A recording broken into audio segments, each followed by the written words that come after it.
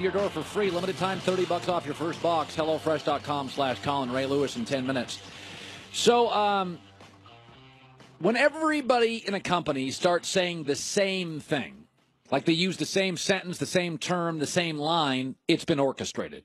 Like people have had meetings and they've said, like, just say this. You know, we're firing that guy, just say this.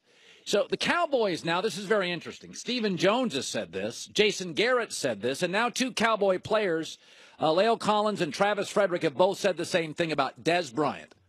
Quote, he's on our football team. Okay. GM, the coach, two-star players. He's on our football team. They're getting rid of Dez. That is becoming highly likely. Everybody's using the same sentence. Now, I am the leader of the Dump Dez movement. Say no to Proposition 88. You know how I feel about Dez. It's really ABCs of football. A, this is a real roster in Dallas. 22 wins in 2 years in the tougher NFC with a baby quarterback and controversy. This is a real team. They've got, 10 draft picks, and they have 2 needs. An interior defensive lineman, which they'll easily get with their first, and a safety, which has really been a marginalized position. B, Dez is a distraction to a young locker room. Many of the stars on this Cowboys team, Zeke, Dak, DeMarcus Lawrence, David Irving, they're young players. It's really, really important for a young football team to have the right leaders. The right guys, not just talented guys, the right guys. Dallas is young and growing. Dez is a potential distraction. And C, he's really expensive. Wide receivers don't age like wine. They age like milk. There's an expiration date. They go spoiled. He's the 3rd biggest wide receiver cap hit in the NFL. Memo, he's not the 10th best wide receiver. His yards after the catch are pitiful because he no longer has elite speed, and he's only 24th in catches when you consider the running game and O-line. And Dak's accuracy, that's pathetic. Again, wide receivers are not wine. You turn the corner at 30, uh-oh. And then 2 weeks ago, Dez came out and said, you know what? I am now going to start working with coaches to make me a better route runner. And here's what Hall of Famer Chris Carter said to that. I'm glad that Dez admitted that he needed some type of help. That's the first way to go about it. But I'm just shocked in year number 9. Dez is going to be 30 this year. Like, this is the first time that he started working with a wide receiver coach. Like, what has he been doing up to this point? So for me, so much about being a good football player is how do I improve every offseason? And I haven't seen that in Dez Bryant. He should have been working with someone on his route running when he was at the peak of his career 3 or 4 years ago. That's what the greatest players do. I'll say this, and this happens a lot in professional sports, and it's actually kind of a sad thing, is that kids come into the league with all sorts of talent, but they lack maturity. Not always all their fault. And by the time they get mature, their physical ability is tailing off. That is the story of Dez. His first 5, 6, 7 years in this league, he just wasn't mature enough and had the self-awareness enough to understand how gifted he was. And now he's finally growing up, and he's getting old and hurt and slow, and he can't catch. Dallas, say no to Proposition 88. It's time. You paid him well. You babysat. You were there for him. You've got a tremendously gifted young team. Don't retain a possible distraction. Christine with the news. No. Turn on the news. This is the Herdline News. So the Warriors lost by 20 points to the Pacers on Thursday. Yeah. And after that game, Steve Kerr called out the team for not caring. He said caring in general was the main problem. And then over the weekend, he kind of backpedaled a bit and said that it's more about being back to a top 5 defensive team. Yeah. My main message is, like, we've got to defend. We've got to get back to being a top 5 defensive team. What I'm trying to remind our guys of is that in order to win in the playoffs, you better be defending at a high level. And for the most part this year, I think we have, but the last 8-9 games we have not. And it's not just that simple that you can flip the switch. And that's why I snapped. But you guys know me. I usually break 2 clipboards a year and yell at the team once. And so my quota is now used up. Yeah, I think you have to be careful when you call out your guys for not caring, because that's questioning their character, and then you don't want to hurt their feelings like that. And the other thing is, and this is really, Phil Jackson's talked about this. Like, everybody thinks in sports, the more talent, the more titles, the better. True. Mm-hmm. But we're seeing it in New England. We're seeing it. Listen, once you get wins and all the players go from being young and exciting to wealthy and great, and they have brands, it is harder to coach sometimes the movie star than the character actor. It's like a comedian. Once Yes. they make too much money, they're not as funny. That's right. That's a great point. So I still think they'll win, but it's not like, go look at Phil Jackson, Kobe, Shaq. They were a lot easier to coach that first year when they were getting to the playoffs, and they were real good listeners. Right. After about the 3rd title, they weren't great listeners anymore. But I give him this, though. I think defense wins championships, right? So he's it's important. So. I still like my guys to shoot, but I think it's really important. Yeah, points matter as well. But I do think he's right in that they need to get their defense back in order before the playoffs start. Yes. I like that they're focused and they're trying to rein themselves in and still being critical of themselves, because that is important in order to grow. Yes. And I say that because, did you see what happened with the Cavs and Sixers? I didn't. I know Cleveland fell behind by 30 points. Then I turned it on, and it was 8. And I'm like, what is going on with Philadelphia? And that was your takeaway? Well, my What's takeaway going on was with Philadelphia? If you're up by 30 at home. By the way, how many wins do they have? 50? Yeah. All right. But okay, you can't blow a 30-point lead at home. I was like, because it was 30 points. I went and turned on. I'm like, it's 8. Yeah, so my takeaway, though, was that they did get it back within 3. Yeah. LeBron got fouled on a 3. Yeah. So he went to the free throw line. I think he made his first one, missed his second one, then missed his third intentionally. Yes. So they lost. Oh God, that was close. That was a great one. Yeah, they lost the game, but LeBron, of course, didn't seem to really care. We dug ourselves that hole, so, we're a prideful team, and the only way we get back into the game is just try to get scrappy and play a little bit more physical, make some shots. So, listen, we was down 30, and for us to come all the way back, it just shows that we're capable of doing. That's right. That was my takeaway. I'm like, shows what they're capable of doing. They were down 30. And by the way, why are you down 30 in the first place? Because Embiid's not even playing. Oh, why you're down 30? Because you've been to the finals 7 years in a row and you mail it in? That's exactly what I was just saying.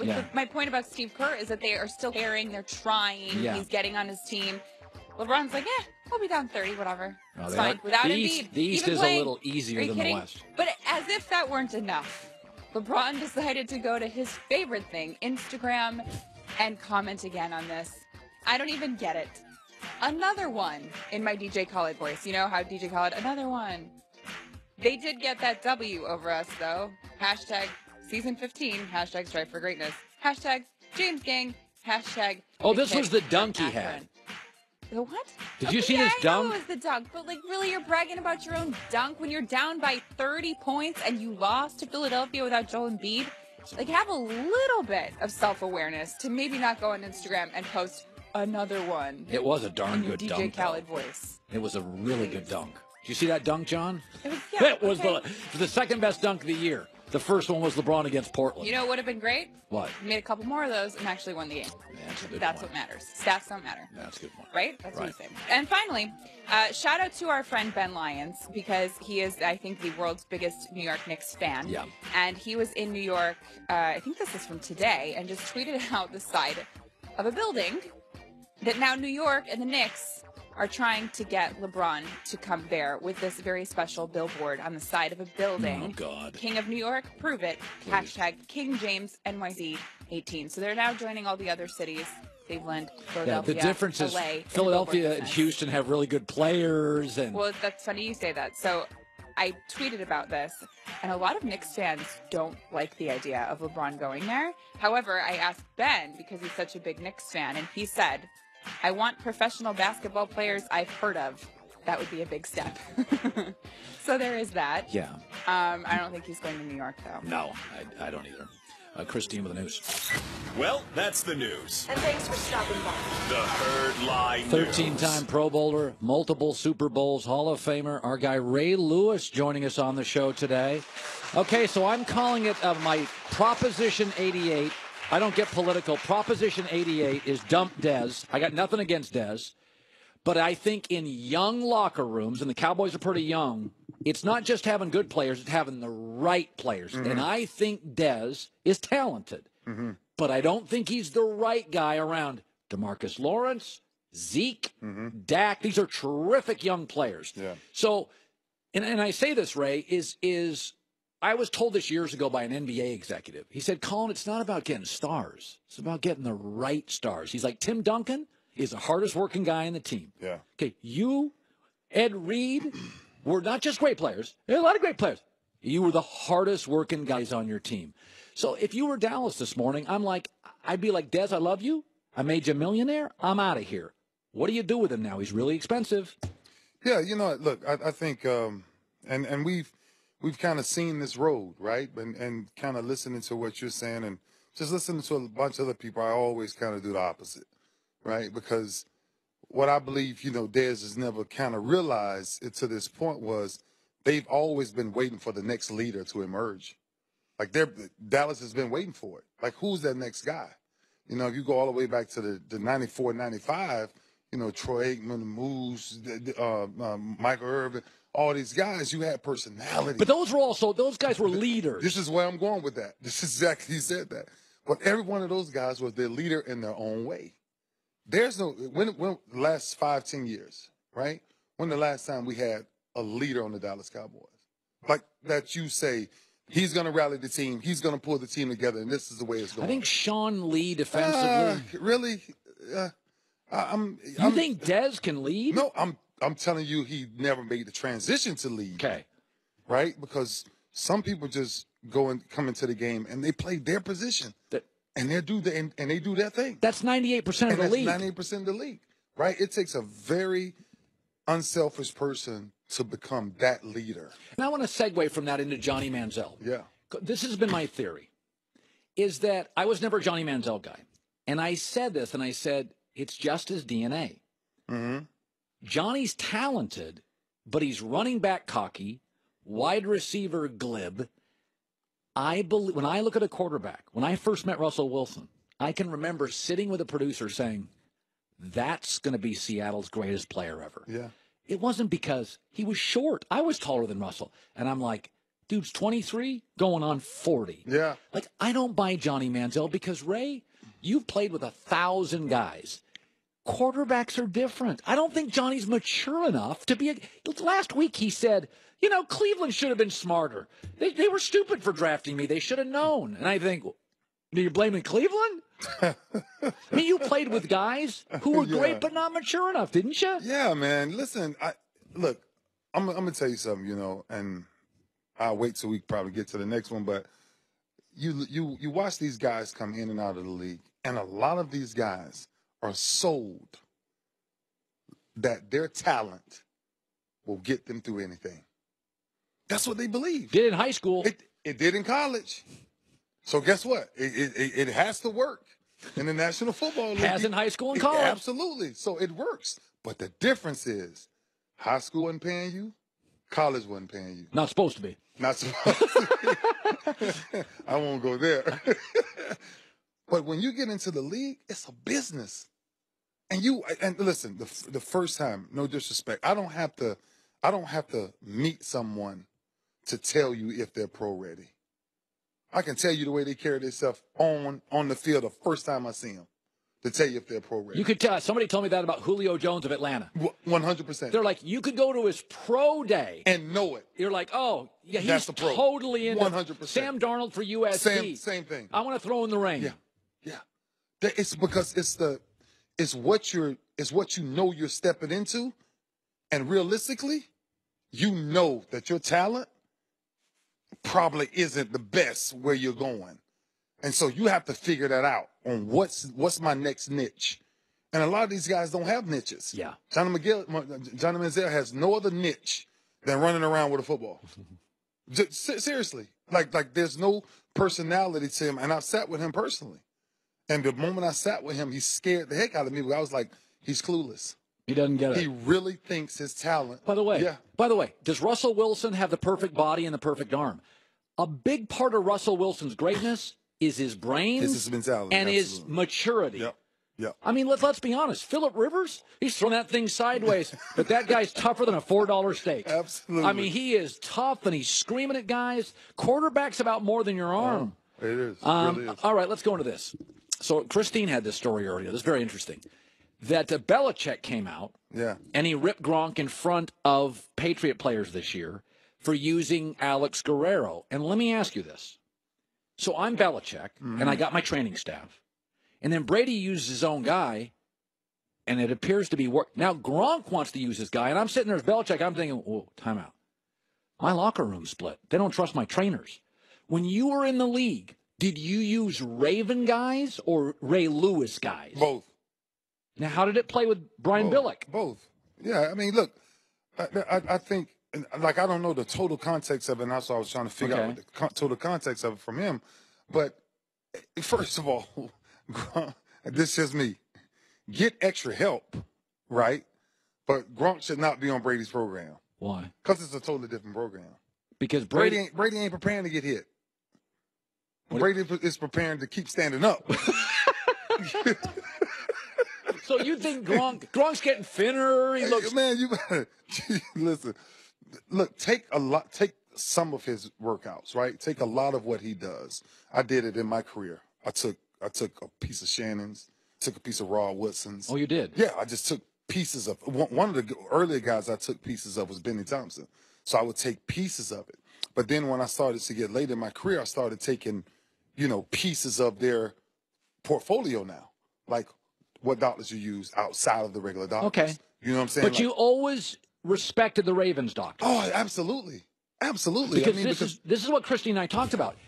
If Brady and Gronk go to Guerrero, does Belichick have a little mini civil war in his hands? Yeah, I wouldn't necessarily call it a civil war. I would just say that there's way more guys than you think go outside of their facility to seek help, like for doctors, because there's totally different docs, right? And we don't have to get all into it, but it's total docs that see your body from a totally different angle. Okay. Right? Most locker rooms, most doctors in the locker room see you for one reason: get you back on the field. Okay. That's it. No disrespect. They don't care about career extension. Absolutely. Nah. They want you on the field. They want you on the field. How quickly can I make that happen? And that's what their job is. And that's why you see, Brady's and way before Brady, there's so many guys that have their own programs, even off-season programs. Yeah. Right now, I mean, I take it to a food program. I stopped eating like at the facility for years. You stopped eating there? Yeah, because I would bring my own stuff. That is so funny. It was you brought your own lunch to work. There were certain ways I had to. Was it in a brown paper bag? Yeah, like how'd you bring it in? Right? You know what? No, it wasn't. It was in like nice plastic containers. You brought your fish. Yeah. I had chefs most of the time, so I would come. You were serious. I was very serious. I was very serious about the body. Yeah. Okay, final question. Yeah. Odell Beckham was on the market. Nobody offered. L.A. Rams. I was told the Rams vetted him. Didn't love what they hear. Yeah. If you could sit down for 10 minutes with Odell Beckham, what would you tell him? Where there's no God, there's chaos. Odell has removed God from his life. This is a kid that grew up under the covenant of who God really is. And everything that he's doing, he's crying out for help. We have a lot of people reporting about him. But it's always been the duty of elders to go back to help them. So that's why I raised my hand. And I told him, I'm here, whatever you need. What do you say? Well, it's not what he said. It was the commitment he started to make. So we started to make those phone calls. We started to have conversation. And then I started to see he started to distance himself a little more, and a little more. And the moment, just listen to me, Colin, I don't care about religion. I'm talking about a foundation. Right. When your foundation is disturbed, when everything you're doing is the opposite of what's got you to this place, yes, then you're making your own bed hard. In Baton Rouge, it was football. It's simple. It's simple. His life is less football today. It's less football. Guess why? I tell people this all the time. I just spoke at this church a couple of days ago. You show me your crowd, I will show you your future. Yeah. Man, Justin Timberlake ain't never played no football. I love Justin. Right. But Justin ain't getting out there on that ground like that. Yeah. These guys he hanging out with, they're in studios all night. They don't have to get up. They don't have a time clock. They don't have no discipline when it comes to athleticism. Right. It's a different discipline. It's a totally different discipline. Yeah. And when you see this, what Odell is doing to himself, yeah. I'm first of all, I'm not just gonna call him out. I'm gonna call him. See, a lot of people calling him out, disappointed. No. What I'm disappointed in is we had an agreement as men. And the difference of me and everybody else, I don't need nothing or want nothing from you. But when you tell me you want me in your life to help you, when you tell me that we'll be accountable with reading our Bibles and sharing scriptures. And it just doesn't work. And it don't happen. Yeah. Then you wonder why things around you starts to happen. Well, I will say this. I've been told that people were interested, and the more homework they did, too much, the less inclined they were to make an offer. Too much. Ray Lewis, good seeing you, my man. Appreciate you, my man. Coming up next, my mocked draft. You can make fun of me. It's not that crazy, and it's what I would root for to happen, and I think most of it will. That's coming up. Car won't start no matter where you call home. And we've had some crazy winter. You know, it just snowed out east last week. We're in April. I think it's snowing in Chicago right now. Today? I think so, yeah. Your hometown. My hometown. It's the Cubs opener, and it's snowing at Wrigley. Yeah. Oh, great. Advance Auto Parts offers low prices and a variety of valuable services. Even new battery installation, free with purchase. They have Speed Perk members, earn up to $20 off in rewards. Advance Auto Parts has more than 6,000 locations across Canada and America. So don't miss out. Visit an Advance Auto Parts or participating CarQuest Auto Parts store near you. Get back on the road. See store for details. Service available on most vehicles at most locations. Get that car back out on the road. The weather has been nuts all winter long and now moving in spring. Advance Auto Parts.